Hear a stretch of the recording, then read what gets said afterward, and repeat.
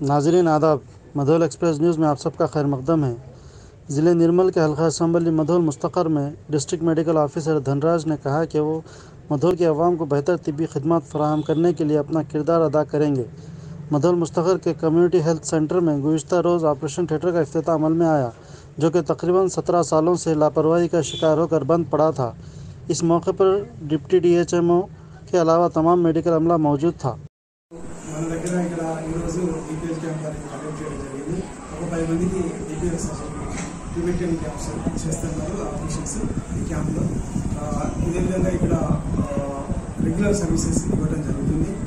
అయితే ఈ family planning camp కంటే కూడా చాలా వెరీ వెరీ ఇంపార్టెంట్ ఏంటంటే ఇప్పుడు ప్రపంచవ్యాప్తంగా కూడా కోవిడ్ 3వ దశ నడుస్తూ ఉన్నది.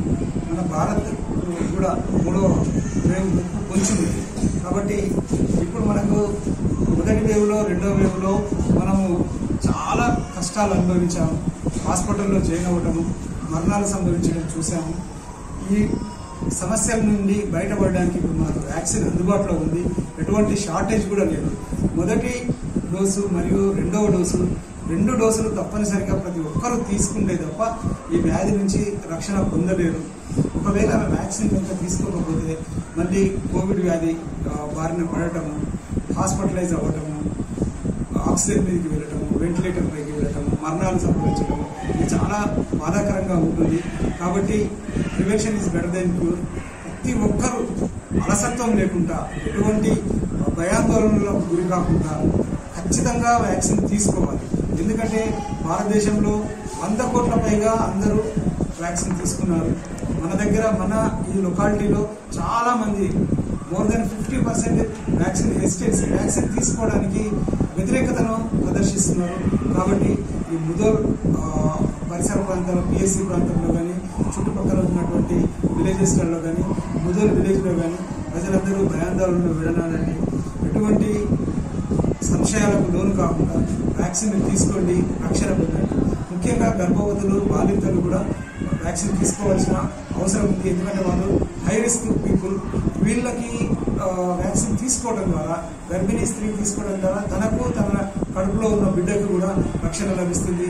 బాలింత వ్యాక్సిన్ తీసుకోవడం ద్వారా ఆ తల్లికి, తల్లి పాలు తాగుతున్న పాపకి కూడా రక్షణ లభిస్తుంది. కాబట్టి ప్రతి ఒక్కరు కూడా తప్పనిసరిగా వ్యాక్సిన్ తీసుకోవాలి. తీసుకున్న వాళ్ళు తమ బంధువులకు, మిత్రులకు తీసుకునే విధంగా ప్రోత్సహించాలి. ఈ విధంగా మన జిల్లా, మన గ్రామాన్ని, మన మండలాన్ని, మన జిల్లాని పూర్తి వ్యాక్సినేషన్ ఇప్పించి 100% వ్యాక్సినేటెడ్ డిస్ట్రిక్ట్ గా మనము రూపుదిద్దుకోవాల్సిన అవసరం ఉంది. కాబట్టి ప్రతి ఒక్కరూ సహకరించాలని మనం చేస్తాం. Thank you.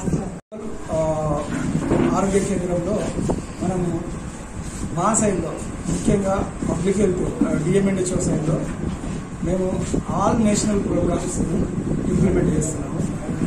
ముఖ్యంగా చైల్డ్ హెల్త్ ఇమ్యునైజేషన్, అలాగే ANC, PNC కేసెస్కి సర్వీసెస్ ఇవ్వటము, అదేవిధంగా TB కేసులని, లెప్రసీ కేసులని, అదేవిధంగా RBSK ప్రోగ్రామ్ని, ఇట్లా నేషనల్ హెల్త్ ప్రోగ్రామ్స్ అన్నీ కూడా ఇంప్లిమెంటేషన్ చేయడం జరుగుతుంది.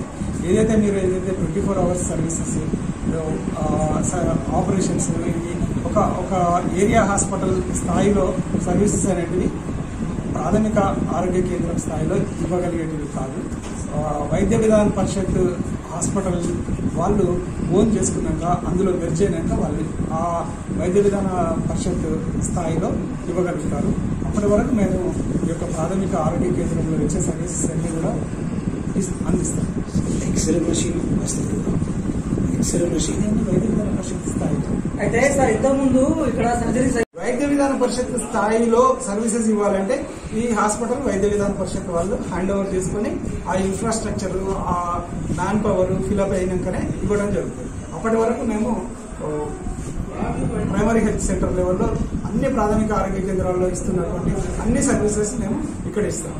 బోర్డు ప్రాథమిక ఆరోగ్య కేంద్రం రాశారు కదా సార్, సామాజిక ఆరోగ్య కేంద్రం అని కూడా ఉంటుంది. అవసరం లేదు కదా సార్. ఇప్పుడు మీరు వచ్చి సర్జరీ స్టార్ట్ చేసి సార్, ఇవాళ రేపు అందరూ వస్తారు మా ఇల్లు దీని ముందరనే. మరి నిన్న ఇది నాకు ఆపరేషన్ కావాలంటారు. అప్పుడు नहीं नहीं सब यहाँ पर क्या सहूलत है?